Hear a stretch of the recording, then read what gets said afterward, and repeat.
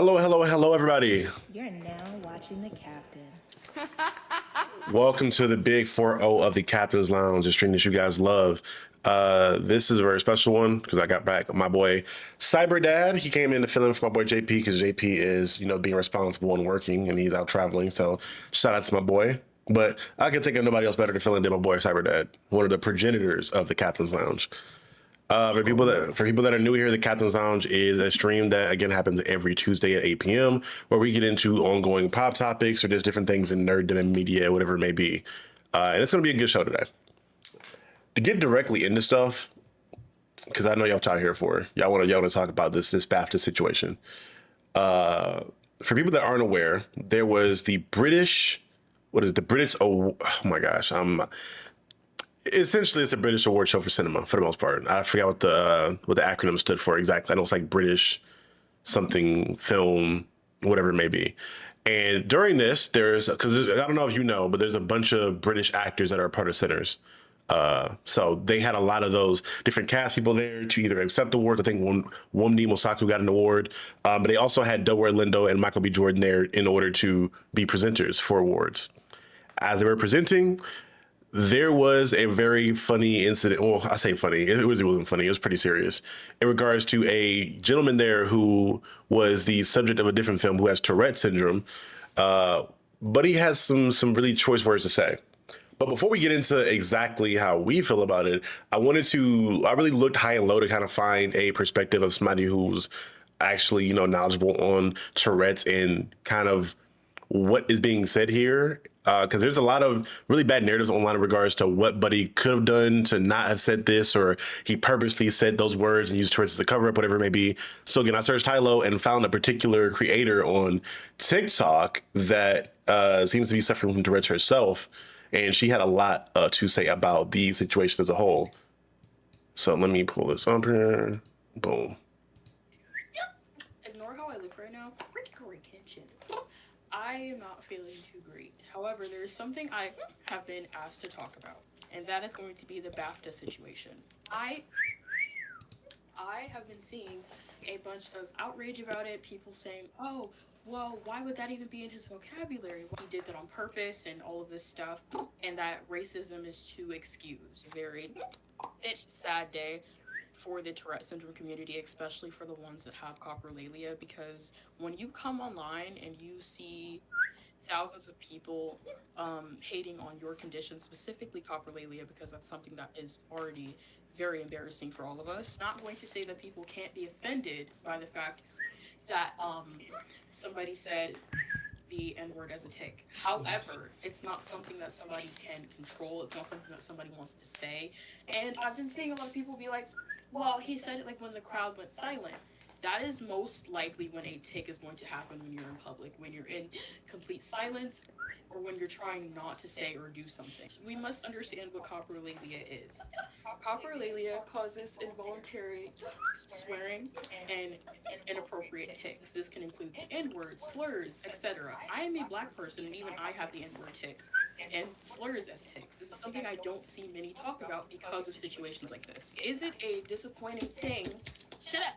That it happened in public in front of that entire crowd, specifically to Michael B. Jordan and the other presenter. I'm so sorry, I do not know his name. I wish I did, but no disrespect to him. I just am not too aware. Yes, it is a very unfortunate situation. Seeing so many people say that they would invoke violence against people with coprolalia if they can't control their tics. That's ableism. The fucked up thing that this happens, yes, but it's something that we can't control. Aggression in the brain being triggered, shut up, and ultimately causing inappropriate tics. Michael B. Jordan and the other presenter have the right to be upset, especially if they were not aware. However, we need to understand and educate ourselves. And on my videos, I constantly see people saying, oh my god, it's so funny, if I had cursing tics, I would be laughing all the time. But when people actually have cursing tics, then it's offensive and they're a bad person and this and that, the third. We need to do better. We need to educate ourselves better. This is not me saying that people don't have the right to be offended. However, you can't be offended when a disabled person is disabled. I might make a part 2 to this. So I'll end it there. And I bring that up again just to make sure that when it comes to things that I'm not too informed on in regards to how they work, I wanted to try to get as much of an informed opinion as I could. So we got a creator who seems to have credibility in regards to having coprolalia. Now, a lot of my issue does not stem from the gentleman in question at all, because for the most part, again, it's a disability that he has no control over. My main gripe comes from BAFTA themselves, because for one, they did a really bad job of managing this thing as a whole. Because keep in mind, for people that aren't aware, BAFTA was on a 2-hour tape delay.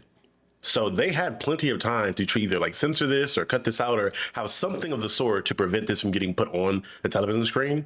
And at that point, it would have just been an issue for people in the audience. Secondly, later on, it came out that there was another presenter who took his time to advocate in against things like ICE, and also, was discussing freeing Palestine. And BBC went on to later on cut his segment from the BAFTA Awards. So it's pretty apparent that they can cut things as well. But, what wasn't cut? Niggas getting called niggas on stage. Right.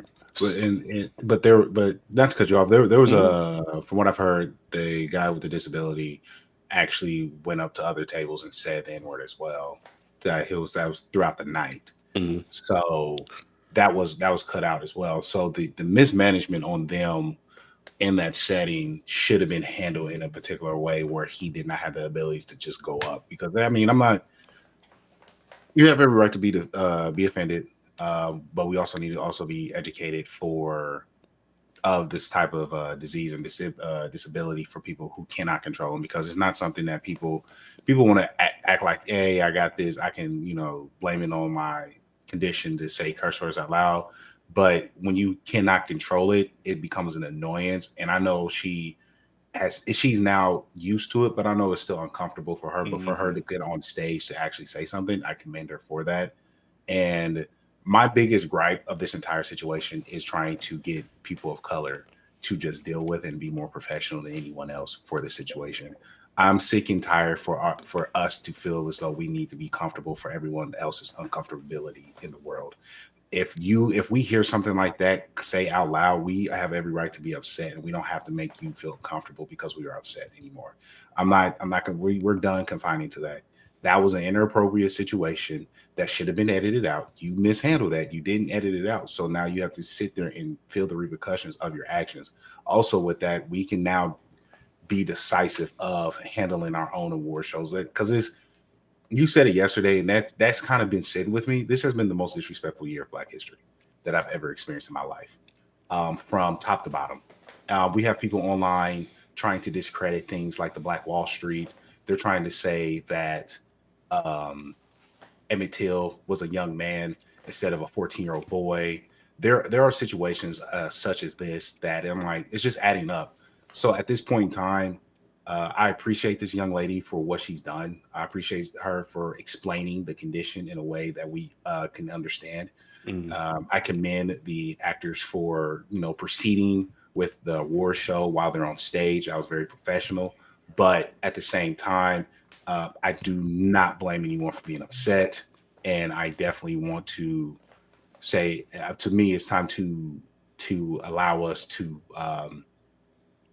reward those of hard work in a way that we feel appreciated, like any other award show, but do not allow it to go down like the BET Awards. I was talking to Dad Pat about that. I'm like, I want it to be like the pinnacle of the BET Awards, where we celebrated some of our people before us in that manner. But just to focus on the task at hand, it's an annoyance. That was mishandled. Yeah. I agree. And to your point, there is right to be angry here. I just hope people don't place that anger in people with disabilities with Tourette's. Because again, I think Tourette's is one of those disabilities and one of those things where people see it in media or movies or shows, so they have like a preconceived idea of what it is. Same thing with something like schizophrenia or multi-personality disorder, like things like you see it in things like Split, and you have an idea of what it is and you treat it a certain way. So I'm hoping people take this anger that they may have towards the situation and they put it on BAFTA themselves. Because somebody's point, DK said, "Welcome to the stream. Good to see new faces." He said somebody got fired about today for that mess up, and I know there's another presenter or somebody. Oh no, he's not a presenter. He's on the board, I believe, that is responsible for evaluating young talent. And he put out a public statement where he talked about him stepping down from BAFTA because he saw that their handling of black talent and as black people and minorities as a whole has been an issue for years now with BAFTA. So to your point, it kind of goes back into the conversation of us having our own platform and us championing our own platform and making sure that we uplift that platform. Because again, I need to look more into seeing what the downfall of BET was. Well, besides white people buying it out and white people owning it now, but like having a platform that we can call our own, that we actually put respect on, and then we respect it in the same way that we do the Grammys or the Oscars or things of that nature. Yeah, we have to set a precedent that we are not allowing any and everyone within it. You have to come in with some type of class, and it's no discredit to those who want to go out and party. We all come from different walks of life, so I'm not to hear to disrespect or diss those who are in the streets who want to do the club scene and things like that. And there's always an environment for that. But there was a point in time where the BET Awards, like, we sat down and watched it as a family. Me and Dad Pat sat there and agreed, like, the pinnacle of it was when Monique was hosting it, and she came out on stage, and that was when Beyonce was in her bag with the girls was like, she was stepping.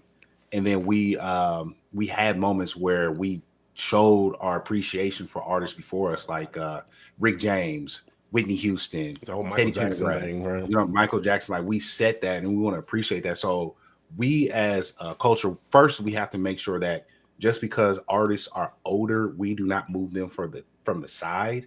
And older artists need to be more welcoming for younger artists, so everyone can be in a cohesive state, so we can appreciate the things that are going on. And there has to be some type of standard that we have to meet as a collective, so we all can reach forward. For me, this kind of hits home just because when I go to Black-owned establishments, I go to the 30+ club, and they don't play around, especially here in Arizona. So when you go there, they say you got to be 30+, and we have a dress code. That's fine, and that environment, it allows us to enjoy the access that the things that they're trying to present to us, so we can just enjoy the moment, sit there, have a good drink, get something to eat, or conversate. To two of the spots, they have really good music, live music, especially on the weekends. So we need to start setting that standard. We need to respect the standards of these establishments, so we can start bringing in those the people who want to invest and do more and bring that to the table, and be willing to teach and not try to gatekeep, and not turn into a capitalistic opportunity, because that's going to show greed. That's going to show people like, I push you out the way. We have to understand this is a collective movement, because we are the ones that make these things happen. We're in the state of the most creative that we ever been, and we are in the state of having the resources to literally have our own and build our own. We do not need them. We don't need establishments that's been here for so long, that's been disrespectful to people of color. We don't need y'all. We at all. The connections of the internet has shown that, all right, cool. Y'all don't want us there? That's fine. I'll just go here and go to a space that is welcoming, where we can talk how we feel, and we can show each other appreciation, and we can give those flowers to those who deserve them. You know what I'm saying? Like, people want to discredit Tyler Perry for what he's done or the movies that he's made, but he is the one who gave certain Black people their start in Atlanta. He gave those to them. He gave people that opportunity. Ryan Coogler gave people in Black Panther their first opportunity in acting at 90-something years old. Hollywood's not doing that for everyone. Our people are, and that's an opportunity for us to show appreciation. So we need to respect that and give those people those flowers. Real quick, so shout out to Liv for showing up. And Liv, I'll get you on once you can answer your phone within a reasonable time frame within a day. To your point though, I think because I wholeheartedly agree.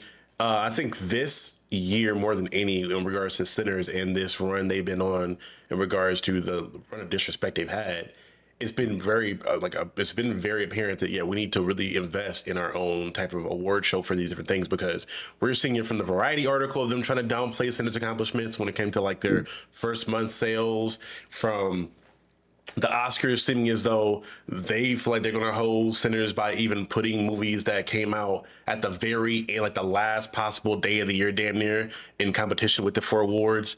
It's one of these situations where it's like, damn, you want to have your own, but then you also have to acknowledge why we have any credence for these award shows. Because I think the one benefit the Oscar has, that if you get an Oscar, your rate that you can ask for and then what Hollywood's going to be willing to pay you goes up exponentially now. Like, they look at you in a new tax bracket. And that's the one downside you have in something just like the NAACP or the BET Awards, that yes, you're loved by your people, but are you okay with not making that same next tier of money? Because at that point, you're praying and counting on your people to be the ones that put you into the next stratosphere of making earnings, which for me, I can understand, because as a creative, I get it in regards to like wanting to get your projects made. You have to have a certain level of pull to get certain things done. But then at the same time, I'm asking, okay, how much money is enough money? Because it also is that whole scenario of like, you're going to constantly keep looking for more and more and more of a climb, for more power and more money within that particular space. So that's what you need it for. That's why a lot of people aspire for that particular thing. And Right. but go ahead. And I don't blame them. I mean, if the sky's the limit, do what you want to do. But and I'm putting myself in what I do in tech. There are certain things that I'm willing to sell to any and everybody, but there are certain things and systems that I'm building just for my people, for my culture, and I know how to balance that out. And again, Ryan Coogler has now gotten to the point where other cultures that he's involved in his movies, there are people around the world and like, oh, cool, they're not messing with you like that. Cool, come to this side. We got you. It's fine. That's power. I do not need to be in a space where I'm no longer welcome because the world is now my playground. And if we have that mentality in other aspects of connecting and building, either they'll adjust or they'll just die out. I'd be very curious to see how much money or how much help someone like Ryan Coogler could get from, let's say, like Bollywood, right? Like another industry we know that makes really big budget cinematic pieces for their people in particular, and they have their own awards and they all do it in house and they make plenty of money. Because it really, like, when it comes to cinema, it's really a lot of this stuff goes through Hollywood. But if you go to India and say, hey, Bollywood, I want to do a film and involve your people in this film, do you get that money? But I think a lot of difficulty there too kind of comes with the whole idea of what you're able to show. Because I know certain countries and like the films that are released, you can't show certain things. Like I think with China, it's like you can't show Satan, which is the main reason like Mephisto wasn't shown over there for the longest time, because he can't be the devil, whatever it may be. But again, that'd be something I'd be interested to see, is doing that. Now, granted, again, you have the conversation around like jumping to another culture to get that support, but it's hard to get that here in America from Black folks to fund these major blockbuster movies to then distribute these films and things of that nature. You need to have like a collective of Black folks with the capital backing that would also be willing to give that money out in the same way. It's tough because you know your value and you know what you can produce. Like somebody, again, using Coogler as an example, he can produce something generationally undeniable like a Sinners or a Black Panther or a Fruitvale Station. But you then have to understand your value and argue with other people who control the money of what your value is, what you can bring to the table as a filmmaker.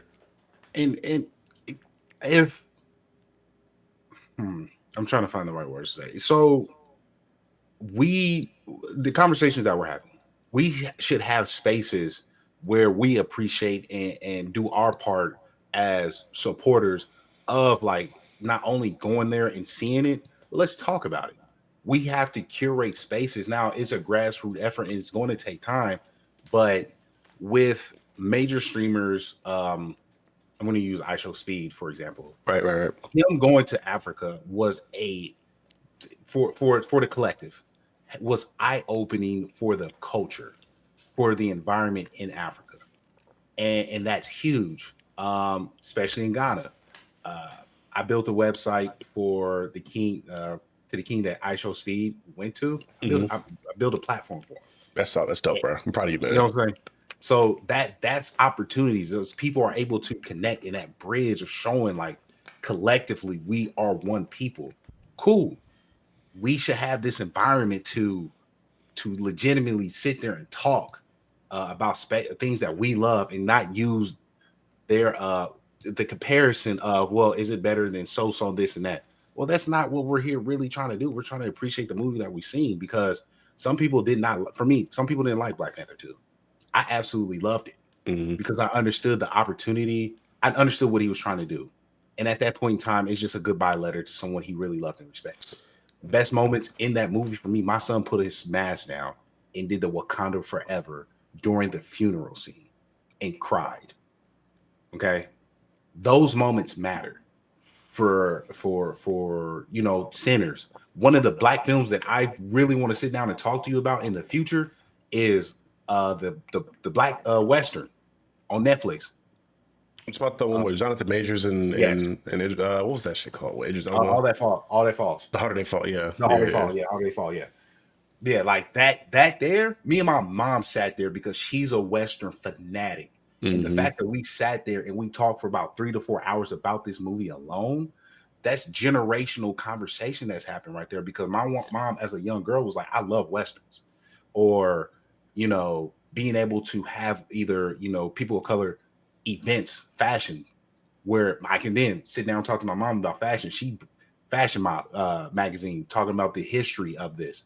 We should be able to have these spaces on platforms where we feel comfortable to discuss them amongst each other and not trying to feel as though we need acceptance from other communities on what we talk about that make us feel like we are welcome. You know what I'm saying? Because Sinners, yeah, that was a movie that was phenomenal that he gave to the world, but for us, it meant something different. Cinematically, it was amazing. The acting was amazing. The action was great, but the message was something that needed to be seen for certain people, and we understood that. You don't need to understand. If you don't like what was being presented in that message, that's fine. You will have every right to your opinion. But for us, it meant something different. So we move accordingly, and that's fine. I agree. And there's some tap dancing individuals or some Hotep individuals that they don't like Black Panther 2 because they want T'Challa recasted. Because Black women can't have time to shine at all, but that's a whole different conversation. I don't feel like start beefing about it today, but a whole different conversation. I'm confrontational. I already know. But yeah, to your point, I'm curious. I know it's inevitable. I think, but this month has been such a month of Black history being disrespected in a lot of different aspects. But again, between all the stuff with Sinners going on, between the stuff with Black Wall Street being denied, between niggas like Rob having stuff to say about Milestone Media and the greatest of them or whatever it may be, it just seems like even more so a month where having our own stuff is integral going down the line. Now, it's going to have to come from people that have the capital and the power to create that. And it's going to be tough to do because we're still in a country to where it's not going to be allowed. Or at least it'll be fought against very toughly, especially depending on who we have in office right now. I think a lot of this stuff is probably going to have to happen after Agent Orange is out of office. But it's interesting. And I feel like I really want to know what Ryan Coogler plans to do with Sinners once he retains full ownership. Because I know he has 24, 25 years until he gets 100% rights to the IP. From is Universal Warner Brothers? I can't remember which one it was, but he gets 100% of that ownership.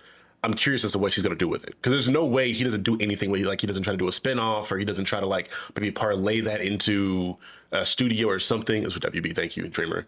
I'm curious because that's a bit of power that no one has ever had in cinema, to where you have one of, if not the highest grossing films of all time, one of the more popular films of all time, and you own 100% rights to that. What are you going to do? What are you going to do with that? Right. And I think it's, I think that's what a lot of these award shows are upset about. He has power. And we're seeing a lot of power, people of color with their ownership.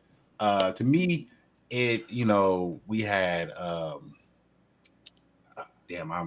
I'm blanking on his name, but he did not Power, but the one with Franklin, Snowfall. Oh, it's about Franklin. The director for that? Yeah, not John Singleton. You talking about John Singleton? It's John Singleton. Yeah, John Singleton. Power on that. And then in spaces where, for me, I think she's one of the best to do it right now. Issa Rae. Issa Rae she got a deep bag for some of her stuff that she's done. And I remember vividly someone very specific that likes to eat, put cereal in a bowl, eat the box instead, will just sit there publicly and disrespect this woman who is putting together a phenomenal show. I love Insecure.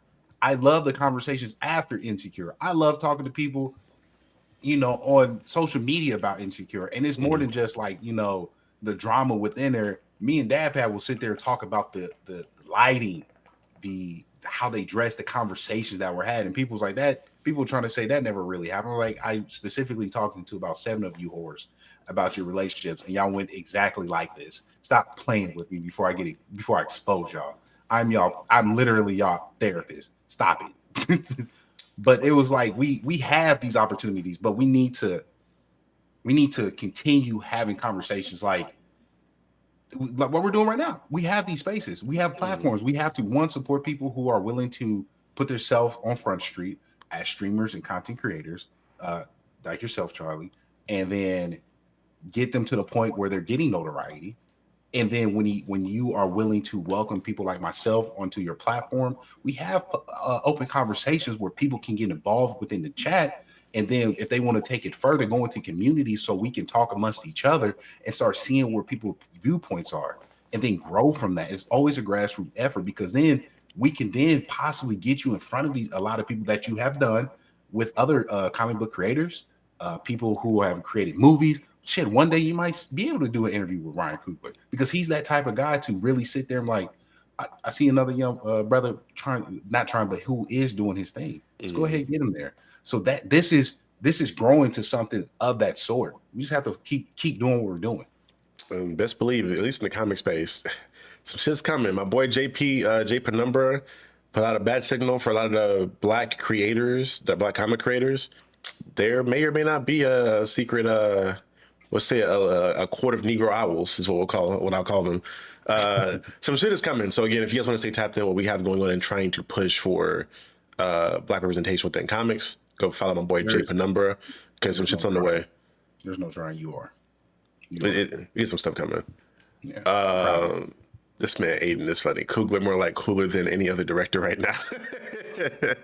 And also, Dreamer brought up Nita Costa as well. I love Nita Costa. I think that people have been trying to put her in a really bad light and use her and weaponize her against folks when it came to the Marvels and things of that nature. But I do think she's a genuinely quality and amazing fucking film director.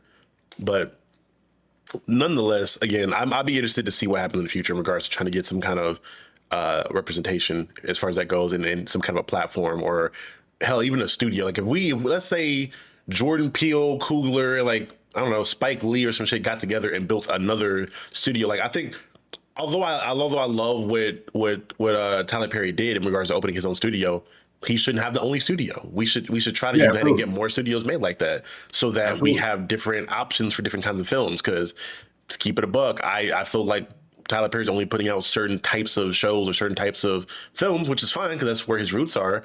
But hell, if it's Coogler and Peele, nigga, put out all the black horror shit, all the black futurism shit, let's try to get us into every type of creative avenue as possible and give people opportunities to get into those spaces. Jordan Peele, you have Hideo Kojima right there with you, and you're creating a game. Stop fucking playing with me. It's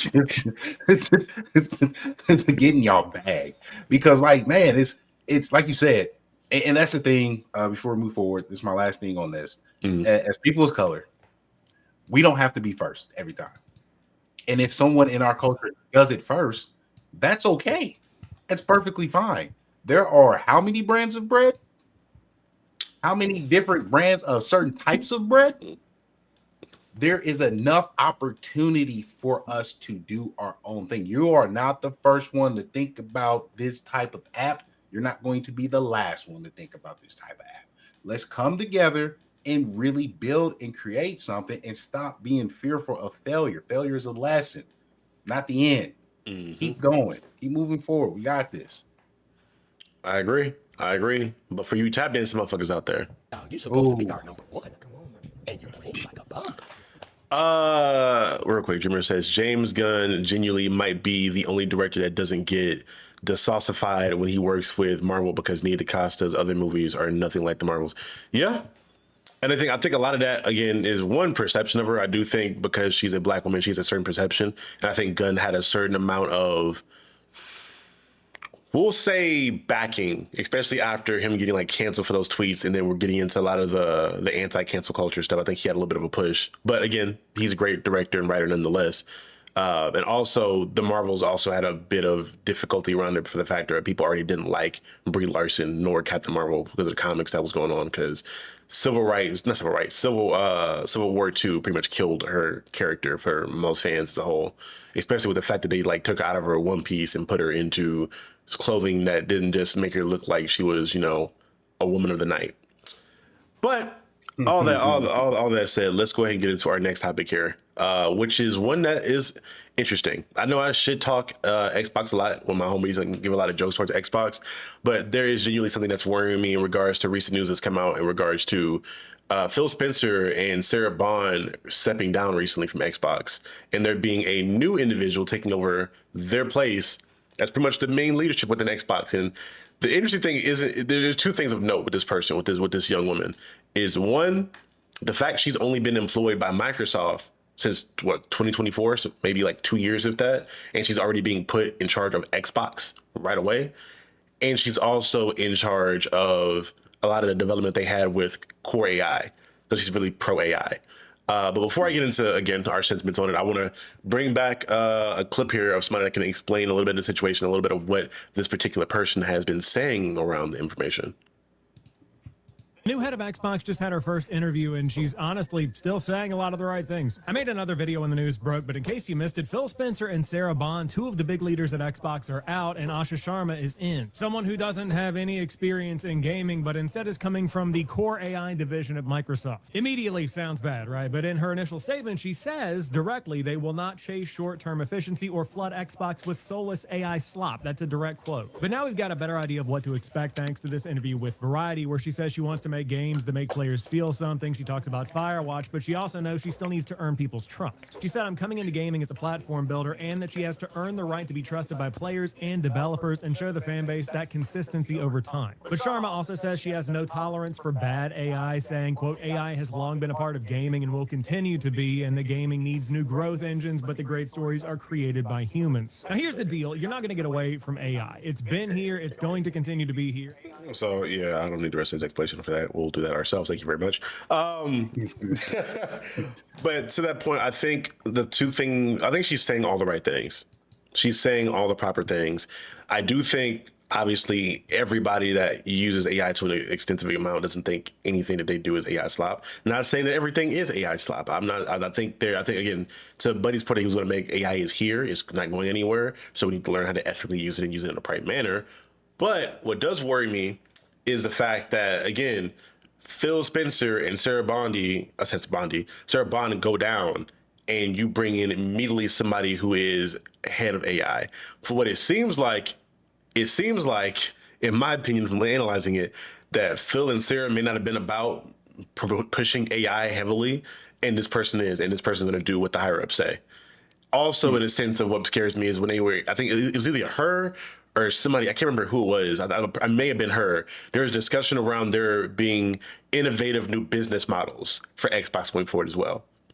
That does not put confidence in my heart that Xbox is moving in the right direction.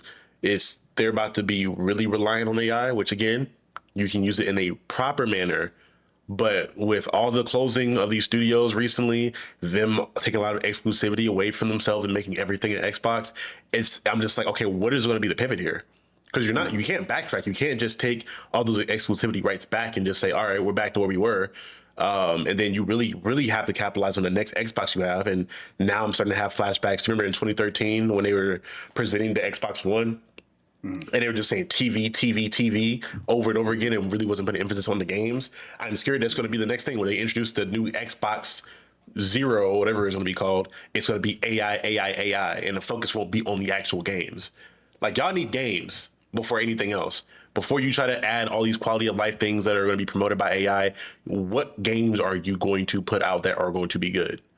And that doesn't seem to be the focus right now. It's kind of scaring me a little bit in regards to that. And I understand people may have their own differencing of opinions on Phil Spencer and Sarah Bond, but I didn't really have a hard precedent on them because I understand you're in a corporation at the end of the day. And if it wasn't their fault, it was going to be their boss's fault or their boss's fault. All I care about at the end of the day is the results. And the results that I need is good games. Because again, as much as I prefer Sony and PlayStation over Xbox and their exclusives, we need Xbox, they need competition. We like as of right now, the only hardcore console competitive thing out there is PlayStation, because you have Nintendo, but Nintendo's focusing on the families for the most part. They're not really trying to get into that like hardcore console lane. I want to say something about Nintendo so bad, but I'm gonna let you keep going. Well, we get into it. But yeah, I want to make sure that we have competition. So I think Xbox needs to be around. But again, in moving like this, it makes me feel as though a lot of the memes about Xbox being gone like the next 3 years is getting to a lot closer to reality than one may have thought beforehand. So before I get into my bag, I will be addressing the Nintendo. Nintendo is not focusing on family. Nintendo is predatory. You want this? I'm going to rehash it 37 times, and you're going to buy it because you love me, and you're my slave. Ain't that right, boy? That is Nintendo. They don't care. You think Nintendo cares about your opinion? No. Once you bought a hard piece of hardware or game, you know you're going to spend that bag. Welcome to Death Row. But the thing about Xbox, because me and Dab had, again, we called it. You can look at our past streams, our past podcasts that we've done, and we called it. This entire run of what Xbox has done was not retainable. It couldn't have longevity within it because Game Pass it's accessible for consumers, but you raise the price and it's not making sense. And a lot of these studios are going down. The studio that did Hi-Fi Rush brought y'all first award. Y'all closed that studio down. Doesn't make any sense. That was a good game.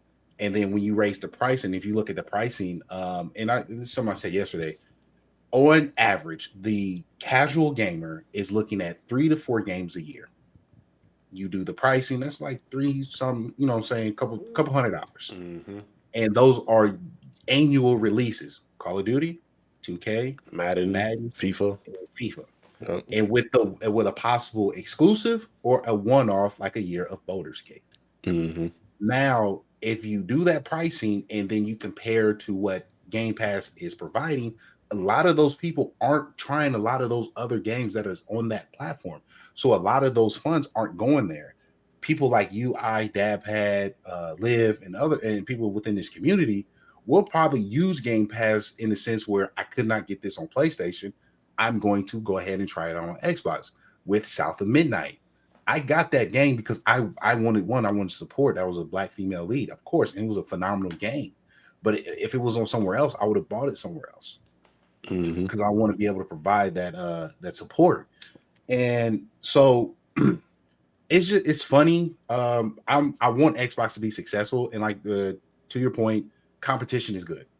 It's okay if people want to talk about console wars because that brings competition, that brings notoriety. People are able to compare and contrast. Like, oh, this was good, that was bad. It's good conversation as long as you smell like you wash your ass. Now, if you sound like you don't wash your ass and you're just fanboying over either console, then you need to go ahead and get in the shower, like cut it out. But this individual here, she's saying all the right corporate words, but I need to know, are you a fan of gaming?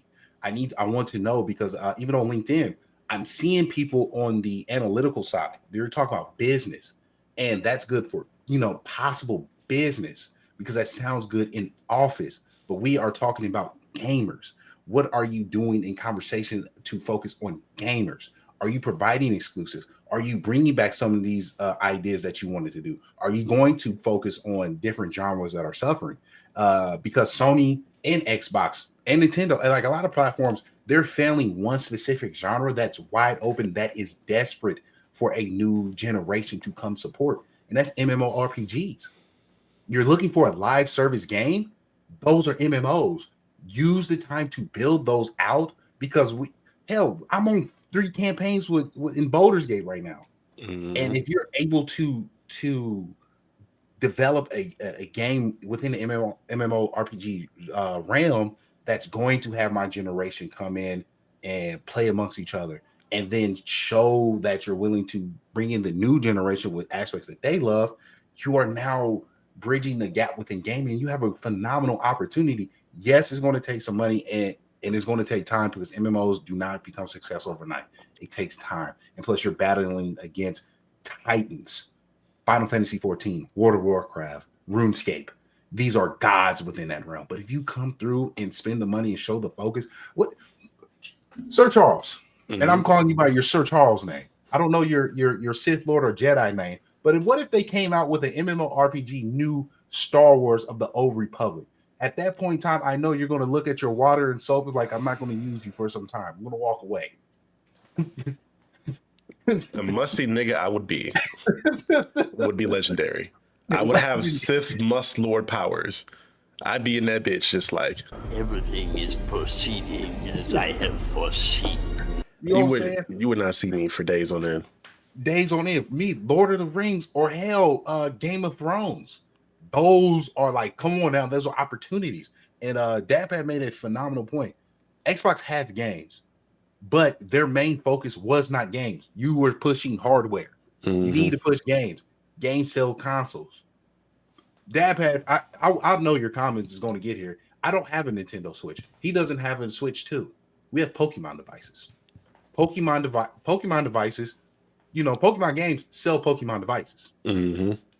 A lot of people in PlayStation. Those are not PlayStations. Those are God of War houses. Spider-Man houses. Probably Wolverine houses in what, September? You know what I'm saying? Those sell consoles. Those are opportunities to grow your community. And I believe that in the realm of AI is everywhere. I did share a photo within our chat, the uses of AI. It's not on that big of a scale that people are claiming to use. Very, very slim to this is, I mean, statistically slim to none. It's major businesses that are trying to incorporate, and they use it at such a small scale, it's not benefiting anyone.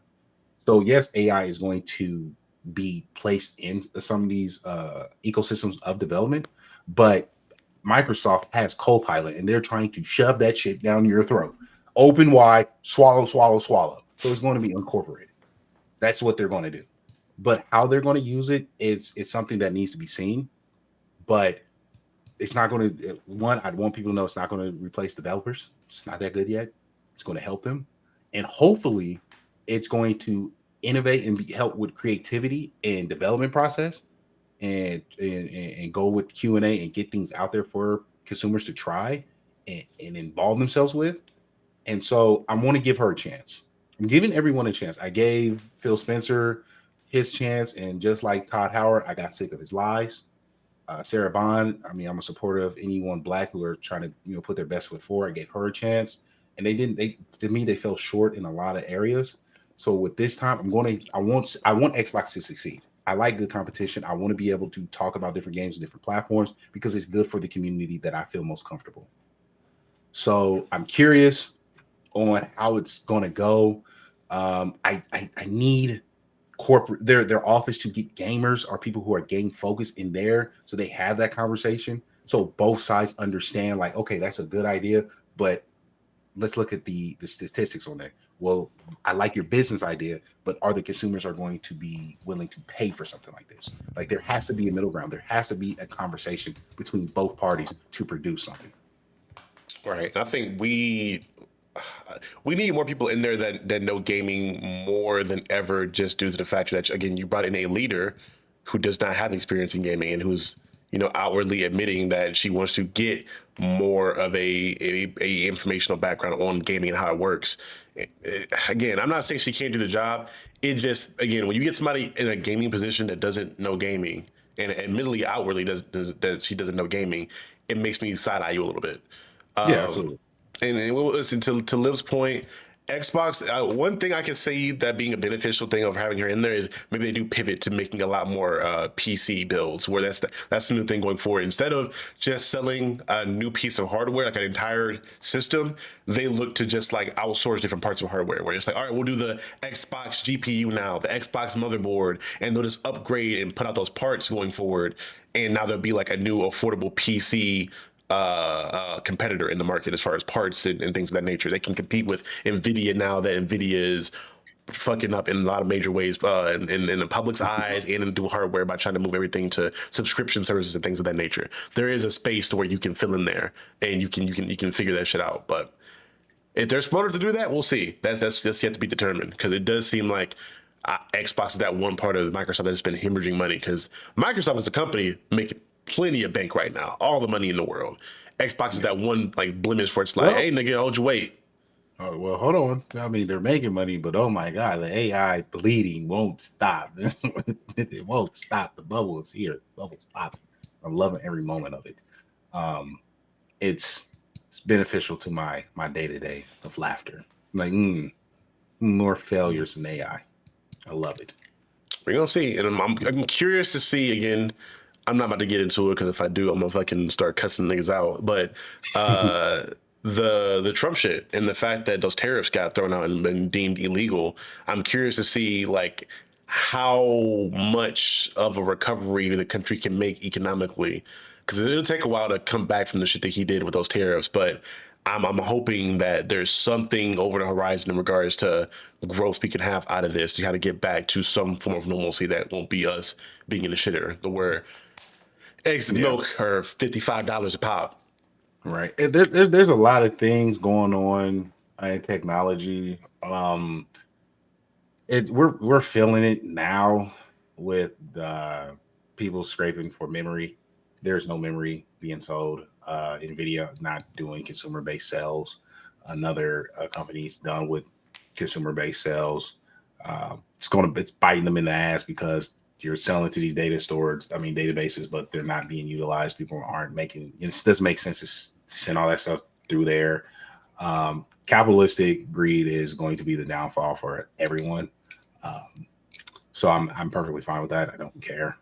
And that's just my personal take on that. But when it comes to just Xbox focus, please develop games that people want to buy, scalebound.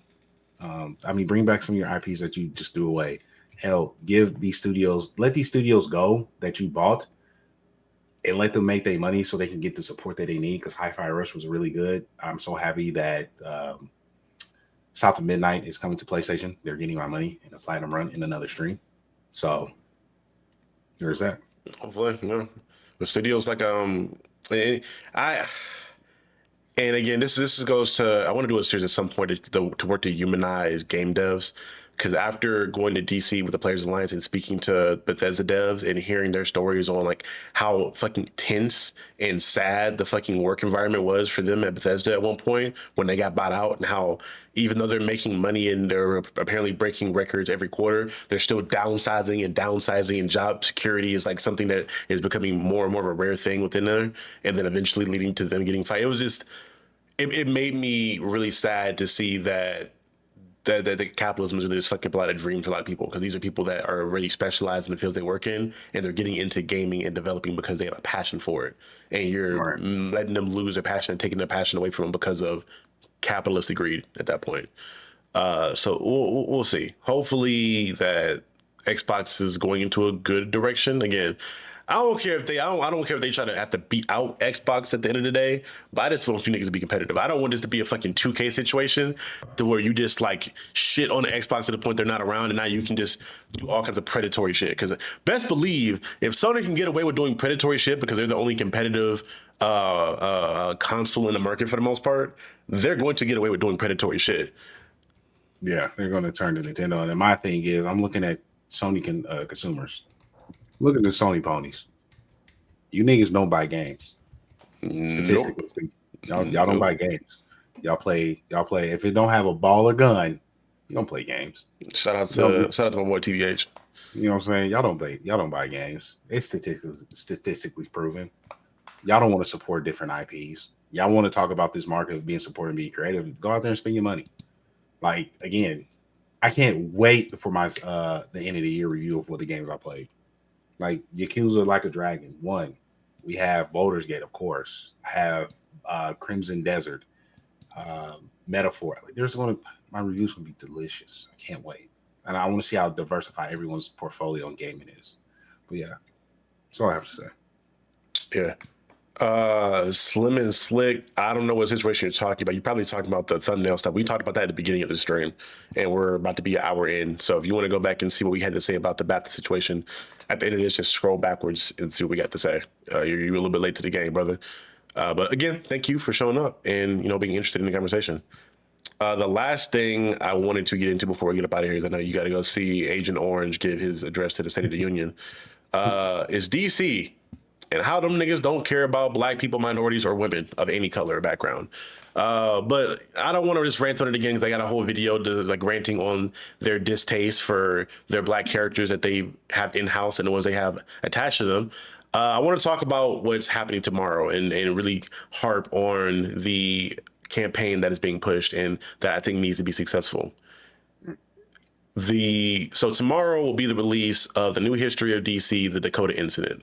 This book will be a 48-page book that will detail what was happening within the DC universe as to why the Milestone Media characters like Icon, Rocket, Blood Syndicate, Static, Hardware, why they were out of the picture for DC up until this point for a while now.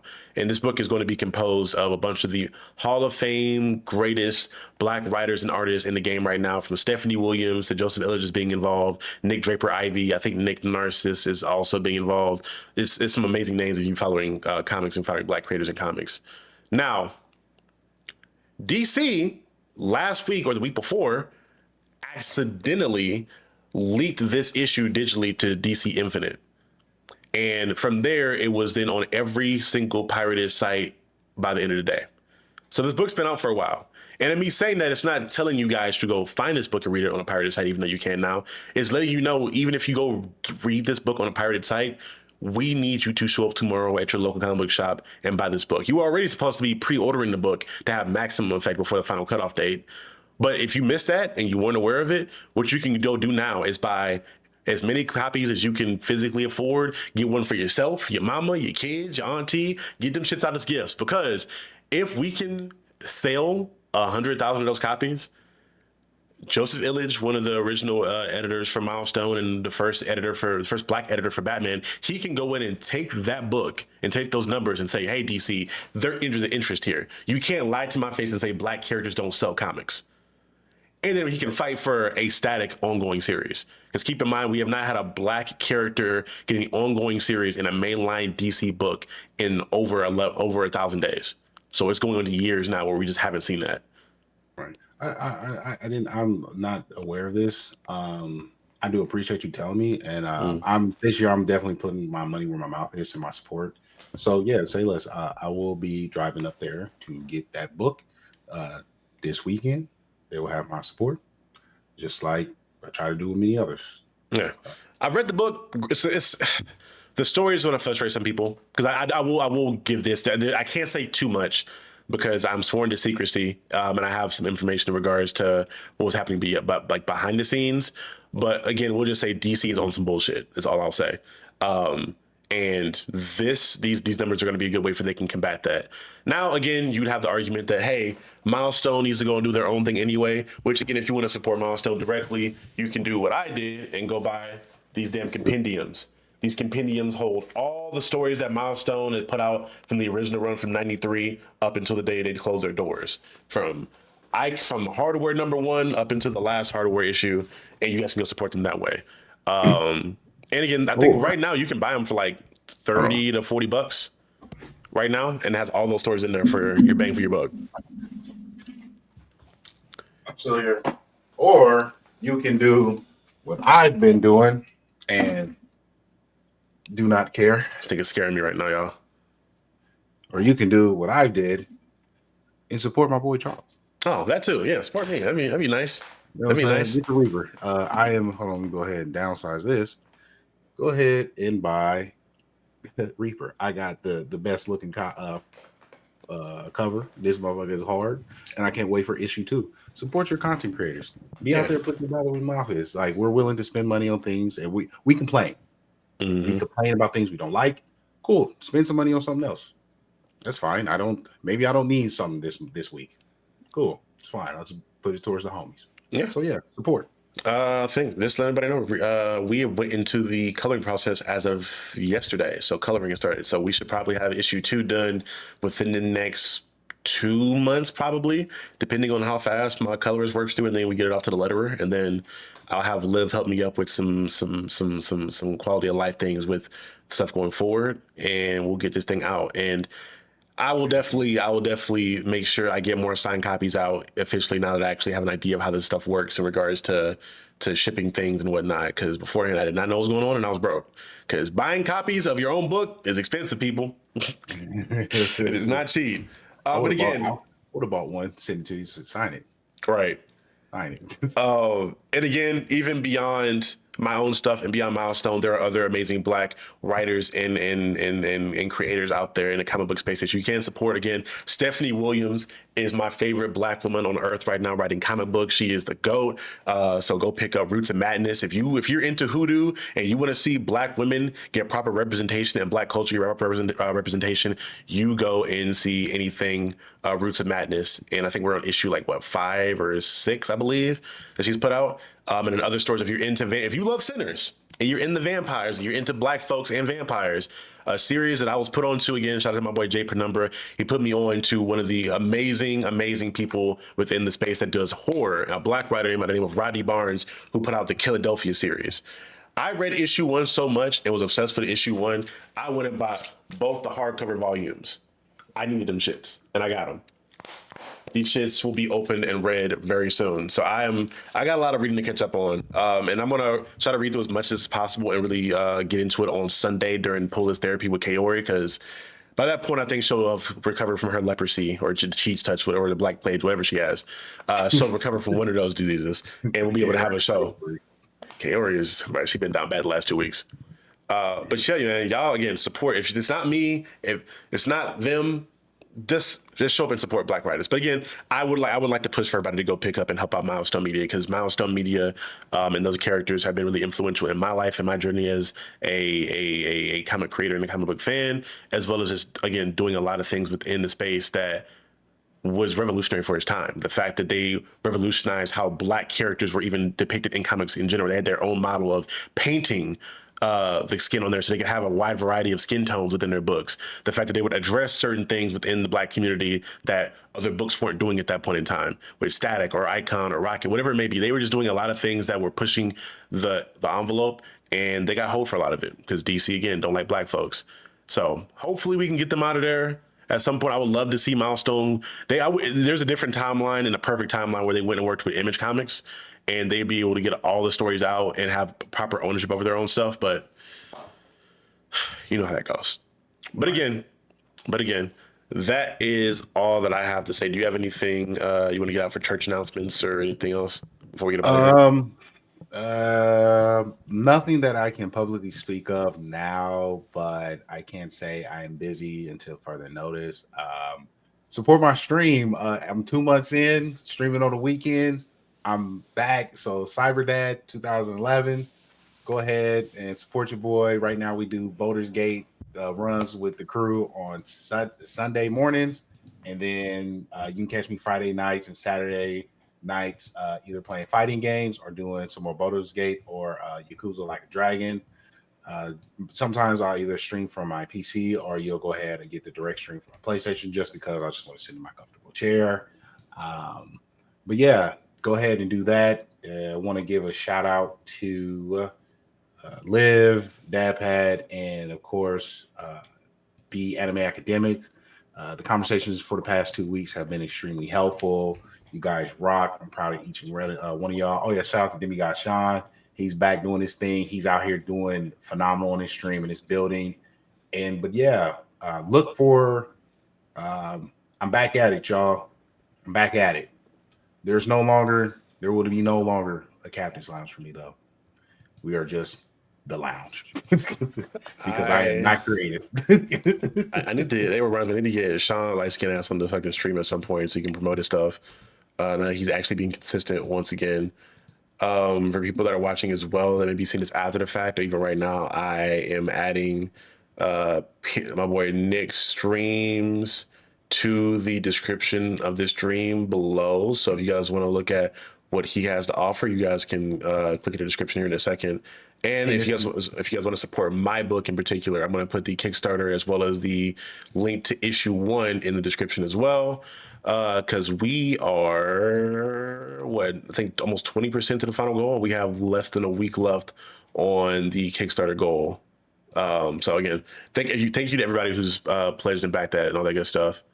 Yeah, and also you have to get Liv before she gets into her lane because she.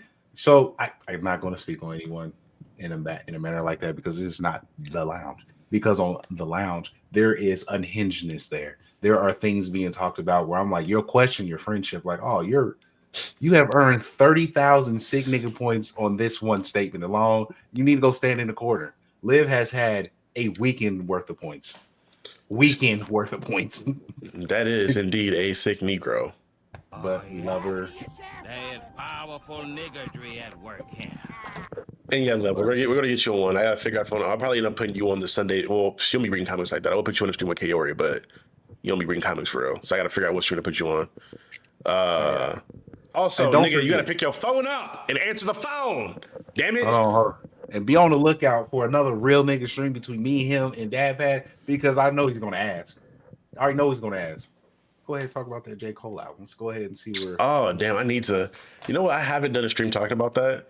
It's fine because we like to let we listen to music because we like to let it marinate.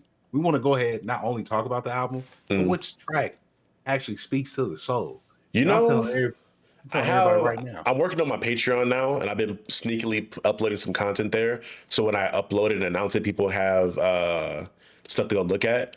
I'm pretty tempted to start doing. I want to do more movie reactions as well as more discussions and listening to some music and whatever on there, so I can upload it to Patreon without having to worry about it getting clapped from YouTube. And you guys can go check that out. So what I will end up doing, honestly, we can record it and go through track for track and kind of give our thoughts on it, and I'll upload that to Patreon, and then because I want to make sure I build up enough of a catalog so when I do release it to everybody and people who do pay for it feel like they're getting their bang for their buck and they're not just getting hoed in regards to only getting one video already being there. I want to stack a little bit of stuff there and then also have a schedule for the videos that I'm going to put on there after the fact. So that if people are paying me good money for exclusive content, I'm giving them exclusive quality content. Yeah. I want to do more than just J. Cole. I want to sit down and talk about excuse my French, you can cut this out. I want to talk about big Areola music. Jill Scott, her album is phenomenal. That shit has been on replay. And there's one track on there where it said, we become uncomfortable to be accepted by them. And that track right there, she's speaking to my soul. And that's why her interviews, her live, her Tiny Desk, it speaks volumes of like, I remember specifically her saying like, I'm doing things that is satisfying my life. I wanted to be like Frankie Beverly and them to sell out concerts, but with my music, not trying to be the next Beyonce, but I want to be the first Jill Scott. So my music reigns. I still sell out shows, but in my crowds, I still have the support to do what I do for a living. That woman spoke to my soul, and that is why the way I'm moving right now is in my lane and using, in the best of my ability to produce what I want. So Jill Scott, if you ever see this, girl, I am coming to your concert. It don't matter. I'm there, front row. I will be the Negro with the locks and the roses. Okay. I need to see a Jill Scott concert at some point. I need to see another live. Again, these cold sticks will be bought. I need to go to another live concert because I've not seen anybody perform live in the Anderson Paak. And granted, it's a hard act to follow, but I need to see somebody else. Floetry, Jake, what do you mean, Cole? Floetry's moving around. You got Jill Scott that's moving around. I can't wait till Big Crit comes out here. Or October London. I did not know Crit dropped the album last year, so I'm going through that right now. I didn't either. Shit. Yeah, exactly. And then he has to drop soon, didn't he? Yeah. Already did drop, didn't she? Oh my god, I'm behind. I'm like behind like fuck. Yeah, my one of my closest friends is flying out here for our concert. That's how good that album is. Damn. That's how fire it is. So Ari Lennox. So yeah, everyone out there. I know we're just on a tangent. I want to thank everyone for the support. You guys have been amazing. But go ahead and check out good music. Right. And then again, shout out to Love. Thank you so much. You're one of the hardest working mofos. I know you're self-funded this whole Yeah, man. Hey, I just had a meeting with a financial advisor today about me building out a budget so I can not be poor and make this content and actually save money. So hopefully I'll be able to make this stuff and make sure I'm feeding myself on a daily basis. But again, thank everybody so much for all the support. The streams have been going insane the last couple weeks. I think this one alone is already at like 154 views, like throughout the course of this live. So thank you guys to everyone who's been watching and supporting the regular videos, the live streams. Y'all have been helping to make my dream come true. Me working with creators that I've watched for years now. I'm again, a nigga is in a secret society. I can't give y'all too much juice, but again, we in the black comic Illuminati right now. Shit is about to be happening. We about to change the game.